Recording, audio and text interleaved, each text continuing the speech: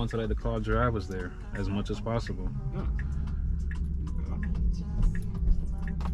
So it come into the stop sign. As soon as it started moving, I did the thing, boop boop, and then it will come here and slow down and check for cars, and it should make this left turn here. Voila. I see this type of stuff online, but like I've never been inside a Tesla. Oh really? Yeah. Now before it was a few people that had it, but now anyone that bought the software can have access to it. For the most part, you have to be on a certain version of the software. Like if you're on a newer version, you can't get the update until I think the end of this year. But for the most part, and the software costs now like $15,000, which that's a big chunk. It's a big change right there, my friend. And I definitely don't think it's worth $15K to buy the software. And you could subscribe. I mean, this car is pretty much driving right now. I'm not really doing anything, right? Yeah. But it will still make mistakes. That's why I'm here, keeping an eye out. Right. You know, as a human, if I'm driving, I would not stay for this long. I would have just already went, right? Right. But the car is being very cautious. But regardless, it can make mistakes here and there. That's why you have to. Which makes sense. Yeah. So it's not at the point where it's worth 15K. You know, we're in neighborhood streets right now. With me, I prefer it for it to go 25 instead of 30. It was going 30 right there, right? Yeah. So it's all about your confidence level, how much confidence you have in it. Sometimes I'll push it. If I'm by myself, I'll push it and let it do its thing. If there are no cars behind me and stuff like that. But if I have people in my car, in certain situations, if it just slow down, I will step on the accelerator for it to move a little bit faster. Like right here, I could have stepped on the accelerator if I wanted to, but I let it do its thing right there. I didn't do anything. Yeah. So it got us out of your neighborhood pretty much. That's good. And yeah, you got your seatbelt. Yeah, let me go ahead and put this on real quick. You don't trust the computer, huh? Yeah, don't even trust. Can't be too careful though. That's right. Trust me, you cannot be too careful. Even if my sister, my mother, whoever's driving me, you still gotta be a little bit. You get nervous sometimes when someone else is behind the wheel, right? So I can't even imagine when it's a computer doing it. You know. But it's just I think this will become normal in the next coming decades or so. Yeah. Maybe not 2-3 years down the road, but I've used this on a few people, especially younger generation. Yeah. I met this one young girl, and we were just having a conversation, and I told her I was doing it. She was like, "Sure, do it." And we're just having a normal conversation. It got us all the way to her destination, and she was cool with it. She didn't even think about it until I brought it up again. Like, oh, the car starts. Like, yeah, okay. I mean, because you don't think about it. Like, if you sitting in my seat, it really still kind of look like you're driving. I'm driving, right? But I'm not doing anything. That curvature of the road, so the car, I don't know what it's going to slow down here. Let me see what it does. It noticed this car. It got scared a bit, but it handled that perfectly. It didn't slam on the brakes. It didn't do anything. Kind of gently slow down. I like it. Yeah. So certain instances, it might get scared and slam on the brakes, right? Yeah. That's why right now it's going to make a right turn on this red light, which is a human behavior type of thing. Right. So it did that. That's cool. And it should be on the left lane. So it's asking me to apply pressure on the wheel, right? Yeah. Well, I guess we're going to get in Highway 13 instead of 35. Yeah. Well, basically, it could do this. I think I say about 85% of the time, to be honest, it'll do it really well. And then in that 15% of the time, there's margin of error. Yeah. I mean, it's learning though, so it's still learning. That's right. That's right. And it's all that data is getting sent back to Tesla, and they put it towards a simulation, and you know they find ways to fix it. So right here, it's gonna merge. It should slow down. Okay, it slowed down because we're merging here. So all of that get better. The map, the navigation. Because let me make it big full screen here. But you can see this is the nav where we're headed, right? Yeah. So it has this, but this is what it's visualizing. So that car that's going to come is going to visualize it right there. It has a lot of information on the screen. Even if someone is crossing the street, it will visualize that person. If someone has a dog on a leash, it will visualize that dog. Someone on a bicycle, it will visualize that person. So how much do one of the Teslas run for? Because I haven't really looked it up. Oh, it depends which model and which year you want to get. But in terms of the cheapest ones you can get are these, a Model 3. but depending on which year as well. So if you brand new, they're a little bit costly, right? Yeah. Even used, they hold their value. So this one in particular is a 2019 model, Yeah. and you're looking in the range of 40 to 50 something K in the range, depending on how much miles the car has, in the high 40s. But that's less than what I pay for my SUV. It's less than what you paid. Yeah. Look at that. So it's definitely, like I tell people think it's really expensive. Yeah, I was thinking like it was like in the 70s, you know. It will get there if you buy the softwares, True. right? Because these cars have something called acceleration boost, which costs $2,000, and then this software, the full self-driving software, costs 15K.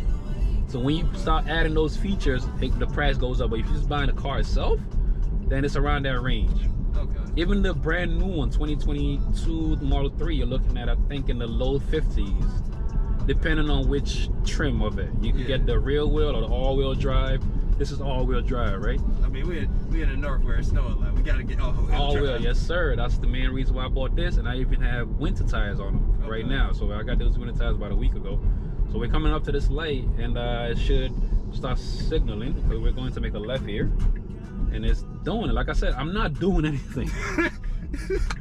You know, to me, this is cool. I like this car. Every time I use it, it just amazes me, you know. But I use it a lot, right? Especially when I'm going to pick somebody up, right? And I still notice problems here and there, right? But regardless, it's an amazing technology. I like it. I think I can get into it. Yeah, and these in particular, I don't know what kind of, you say you drive SUV, but how fast do you think these will go from 0 to 60? What would you say in terms of seconds? They're pretty quick though.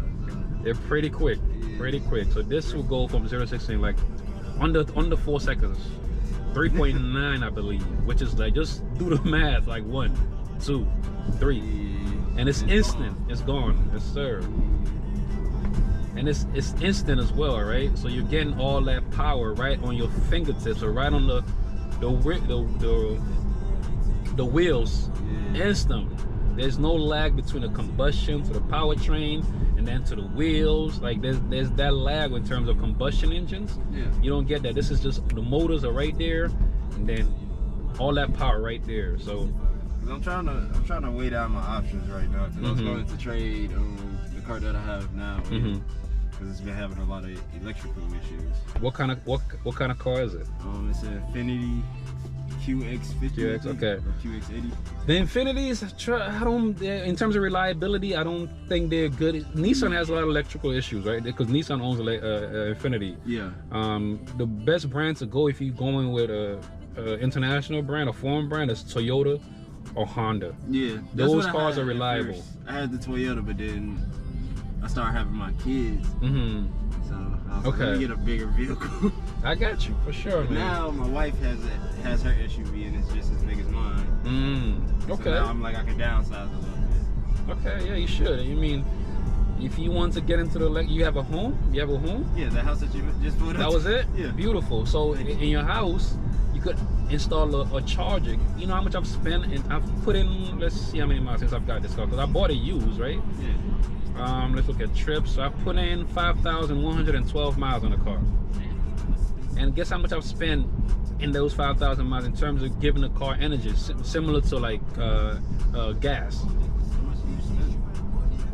Just take a guess. What would you say? Let's say 5,000 miles in your car, right? How much gas would you spend to fill that tank up? What would you say? It's like 100 a tank for me. So. And how much does that 100 fill? How much miles do you get at that 100? Is it not a lot. 250, 300, 400? How many miles is it on a full tank? How many miles do you normally would you get on a full tank on your car? Like 300, 400? Okay, let's say 350. All right, let's get in between 350, right? Yeah. Give it a good median. So that's 100 for 350. So if you do the math, 350 divided by 5,000, whatever that is, times 100. That's how much it costs to fill up your tank for 5,000 miles, right? Let's say 350. What is that? 700. That's 200. 1,400. That's 400. 2,800. That's 800, right? So let's say about 5,800. That would be about 1,600, right? So let's say about 1,400. That's how much it'll cost you to fill up your tank for 5,000 miles. It cost me less than $100 for 5,000 miles. Less than $100, and that's mainly because I went to the superchargers 3 times, which are more expensive compared to charging at home.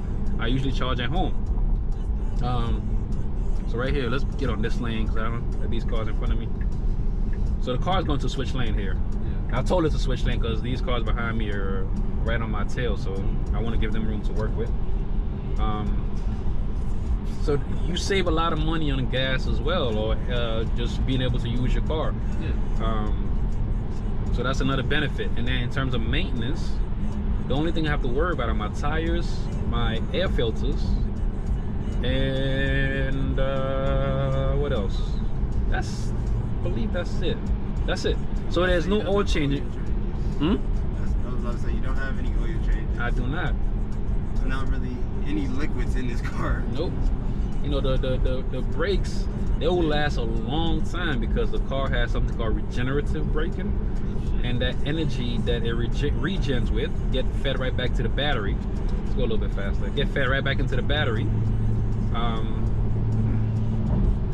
to give the battery more energy, right? So they take that regen, that heat, turn into electricity and feed it back to the battery. So the car, the same motors that moves the car will slow the car down instead of using the brakes. You can use your brakes if you want to for emergencies, or you're not slowing down enough, you can use your brakes.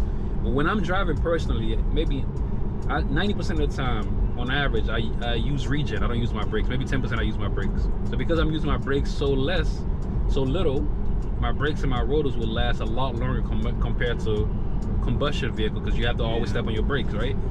That's true. So maintenance is cheap. The only thing, like I said, the tires and then the air filters, which on a normal regular car you still have to change those as well, right? Yeah. And all the other stuff I don't have to worry about. This car has less moving parts, so there's less things to break. So we've been driving now. Cut down on a lot of stuff just not having this car. Yes, sir. Yes, sir. Yes, sir. So the car can pretty much pay itself off because I'm using it to make money right now. Right. So eventually, you know, I'm working, I'm making money using this car. It will pay itself off because I'm driving long distances every day. On average, about 150 miles on average, right? On the weekend, more miles. But the more you use your car the more you use it, the more you save. Not to use just to use it, right? Yeah. But if you're using it, let's say you work an hour away, right? You using a regular car to drive an hour away to get to work. Yeah. You using a lot of money on gas. But if you're using this to drive an hour away, you're using less because you're spending less to charge the car. You come home and you just plug it in your garage, and you just wake up in the morning. That's where you want it to be. You're ready to go. So you see how it's visualizing these cones and stuff? Yeah. And it's keeping to the right part of the lane. Like we've been driving.